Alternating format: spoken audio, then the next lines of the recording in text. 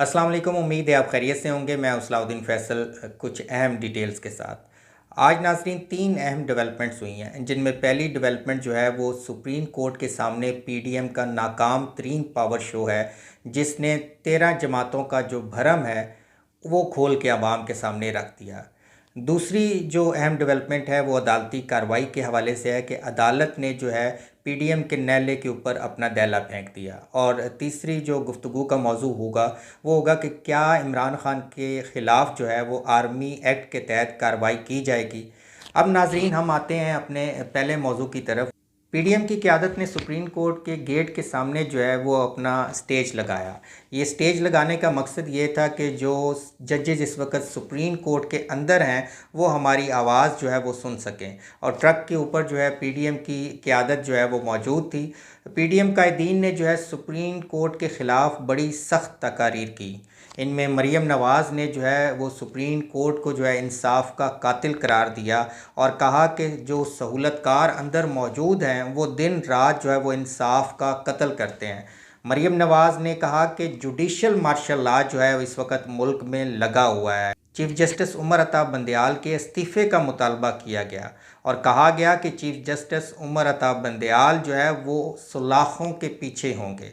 नाज़रीन, अगर हम सलाखों के पीछे की बात करें तो पाकिस्तान की तारीख़ जो है वो गवाह रही है कि सियासतदानों के अलावा जो है अदलिया या इस्टेब्लिशमेंट से कभी भी कोई शख्सियत सलाखों के पीछे नहीं रही, बल्कि पूरे इज़्ज़त और एहतराम के साथ जो है उनको दफनाया गया।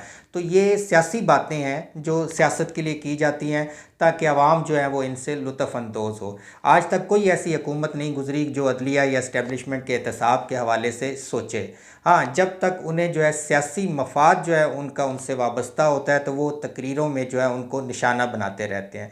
दूसरी तकरीर जो है मौलाना फजल रहमान ने की और मौलाना फजल रहमान की जो इस वक्त तकरीर का निशाना थे वो भी जस्टिस उमर अता बंदयाल ही थे। उन्होंने कहा कि अगर हमारी हुकूमत को कुछ कहा गया तो चीफ जस्टिस उमर अता बंदयाल को जो है वो तहफ़्फ़ुज़ की जगह ना मिलेगी। मौलाना फजल रहमान जो है वो धरने के शुरका को देख के काफ़ी मायूस हुए, क्योंकि उनको यकीन दिलाया गया था कि आप सुप्रीम कोर्ट के सामने जो है वो धरना दें, आवाम का एक समंदर जो है आपकी क़यादत में होगा। और मौलाना को भी लीडर बनने का शौक़ है, क्योंकि आज तक जो है उनके लिए वज़ारत उज़्मा के नारे जो है वो नहीं लगे। तो वो चाहते थे कि आवाम जो है वो मेरी क़यादत में लीड करे और मैं फ़तहयाब होकर यहाँ से जाऊँ। लेकिन जब उन्होंने देखा कि सिवाय जमीयत उलमा इस्लाम के झंडों के अलावा कोई झंडे जो है वो नज़र नहीं आ रहे, तो उनका दिल जो है वो बैठ गया।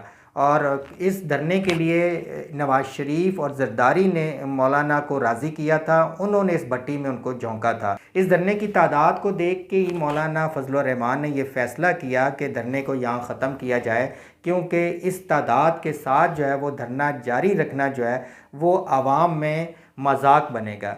अगर हम इस्लामाबाद की इंतज़ामिया को देखें तो जब इमरान खान रैली लेके आ रहे थे तो इस्लामाबाद इंतज़ामिया जो है उसके टिकर चल रहे थे फेसबुक पे, इसके अलावा ट्विटर पे, कि इस्लामाबाद में दफ़ा 144 नाफिज है, जलसे जुलूसों और रैलियों की इजाज़त नहीं है। लेकिन अगर आज के हम टिकर देखें तो उसमें जो है इस्लामाबाद इंतज़ामिया जो है दफ़ा 144 और दफ़ा 245 के बावजूद जो है वो धरने के जो लोग थे उनके साथ भरपूर ताउन कर रहे थे, उनको पानी फराहम कर रहे थे। इसके अलावा जो है उनके लिए साए का बंदोबस्त किया गया था और इसकी ज़िम्मेदारी जो है वो सीडीए को लगाई गई थी। लेकिन इसके बावजूद जो है पाकिस्तान मुस्लिम लीग नून और पाकिस्तान पीपल्स पार्टी जो है वो आवाम की एक बड़ी तादाद को निकालने में नाकाम रहे।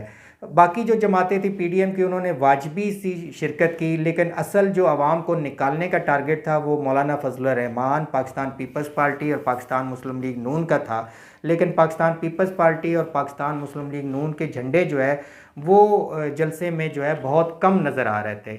इसी वजह से मौलाना मायूस हो के जो है वो काफ़ी गुस्से में और रंजीदा नज़र आ रहे थे और इसी वजह से मरीम नवाज़ जो है वो स्टेज से फ़ौरन जो है वो वापस चली गई और उन्होंने मौलाना फजल रहमान को दिलासा दिया कि इस वक्त अवाम का जम्मे गफ़ीर जो है वो मौजूद है। हालांकि जो आज़ाद ज़राए थे वो इस जलसे को जो है 2-3 हज़ार का जो लोगों का इज्तिमा है वो करार दे रहे थे। दूसरा, आज जो अदालती कार्रवाई हुई उसने भी मौलाना फजल रहमान की उम्मीदों पे जो है वो पानी डाल दिया। मौलाना फजल रहमान जो है और धरने के जो मास्टरमाइंड थे उनके ख्याल में था कि आज जो सुप्रीम कोर्ट है कोई बहुत बड़ा फ़ैसला करेगी, क्योंकि जो फ़िज़ा थी वो ऐसी बन चुकी थी कि आज सुप्रीम कोर्ट की तरफ से बहुत सख्त फैसला आएगा और हुकूमत ख़त्म हो जाएगी। लेकिन जब सुप्रीम कोर्ट ने बाहर लोगों का इज्तिमा देखा और अपने खिलाफ तकरीरें सुनी, तो उसके बाद सुप्रीम कोर्ट ने कहा कि हम ये कार्रवाई जो है वो मंगल तक जो है वो मुलतवी करते हैं। अब एक हफ़्ता जो है ये कार्रवाई मुलतवी हो गई। तो ये ख़बर जब मौलाना और उनकी क़यादत तक पहुंची तो वो काफ़ी मायूस हुए कि एक हफ़्ता इस धरने को जारी रखना जो है वो बहुत मुश्किल है। नाजरीन, आज के धरने को ख़त्म करने के बाद जो है पीडीएम और उससे जो वाबस्ता जमातें हैं, पाकिस्तान पीपल्स पार्टी और नून लीग, जो उनकी रही सही इज़्ज़त थी वो भी खाक में मिल गई और आवाम में जो उनका भरम था वो भरम भी ख़त्म हो गया। क्योंकि पीडीएम जो है वो बड़ी खुश थी कि हम एक ऐसा जानदार किस्म का इज्तिमा करेंगे और इस्टेब्लिशमेंट को भी एक पैगाम जाएगा और उसके बाद इमरान खान के ख़िलाफ़ कोई भी कार्रवाई होगी तो इस्टेब्लिशमेंट जो है वो हमारे साथ खड़ी होगी। लेकिन इस इज्तिमा को देख के यकीनन जो है वो इस्टेब्लिशमेंट भी जो है वो कुछ सोचेगी। आज कोर कमांडर की मीटिंग हुई। इस कोर कमांडर की मीटिंग में जो है 9 मई के वाक़े की सख्त अल्फाज में मज़म्मत की गई और आर्मी की, इसके अलावा जो कौमी अमलाक थी और जो नुकसान किया गया, इस नुकसान के बाद जो है वो आर्मी एक्ट के तहत जो है कोई कार्रवाई का फ़ैसला किया गया। तो कुछ जो ज़राए हैं वो ये भी कह रहे हैं कि हुकूमत चाह रही है कि इमरान खान के ख़िलाफ़ भी आर्मी एक्ट के तहत जो है वो कार्रवाई हो। लेकिन अभी तक जो है वो इमरान खान के ख़िलाफ़ जो है हुकूमत आर्मी एक्ट के तहत कार्रवाई करने में नाकाम नज़र आती है। इस कोर कमांडर कॉन्फ्रेंस में जहां बहुत सी एक्शन जो है वो कहे गए, लेकिन उसके साथ एक मुस्बत ख़बर भी थी और वो मुस्बत ख़बर ये थी कि कोर कमांडर कॉन्फ्रेंस के शुरका ने कहा कि कौमी इस्तेहकाम के लिए या सियासी इस्तेहकाम की ज़रूरत पर ज़ोर दिया गया और कहा गया कि सियासी इस्तेहकाम के लिए अगर कोई भी कोशिश की गई तो जो कोर कमांडर के इजलास के शुरका हैं वो उसकी भरपूर हिमायत करेंगे और इस्तेहकाम जो है वो इंतखाबात से आ सकता है। हमारे ज़राए के मुताबिक इस वक्त कुछ कारोबारी शख्सियात जो हैं वो इस कोशिश में मसरूफ़ हैं कि इमरान खान और हुकूमत के दरमियान जो है वो राब्ते बहाल किए जाएँ और मुल्क की मौजूदा इक़्तिसादी सूरत हाल से निकलने का वाहिद रास्ता ये है कि जो सियासी क़यादत है वो आपस में मिल बैठे और इन मसाइल का मिल के हल निकाले। इसी वजह से सुप्रीम कोर्ट ने जो है वो एक हफ़्ते का वक्त दिया है कि ये आपस में मिल बैठ कर जो है वो दोबारा मुज़ाकरात करें। तो नाजरीन, आप देखते हैं कि हुकूमत और इमरान खान के दरमियान जो मुज़ाकरात हैं वो क्या कामयाबी इख्तियार करते हैं, क्योंकि हुकूमत ने जो है वो सुप्रीम कोर्ट के चीफ जस्टिस के ख़िलाफ़ जो है वो रेफरेंस लाने का जो है वो अंदिया दिया है। तो हुकूमत इस वक्त जो है अपने तौर पे बहुत एग्रेसिव खेल रही है। पीटीआई के कारकुनों की पकड़ धकड़ भी जारी है और हुकूमत की कोशिश है कि पीटीआई की जो सरकर्दा लीडरशिप है उसको आर्मी एक्ट के तहत जो है वो सज़ाएँ दी जाए और उसके बाद जो है वो पीटीआई को जो है वो कुचल दिया जाए। लेकिन अब इस वक्त राब्तों की भी जो कोशिशें हैं वो जारी हैं। तो देखते हैं कि ये राब्ते जो हैं वो क्या सूरत इख्तियार करते हैं। उम्मीद है कि आज का वीलॉग आपको पसंद आया होगा। इसके साथ ही मुझे इजाज़त दीजिए। अल्लाह हाफ़िज़।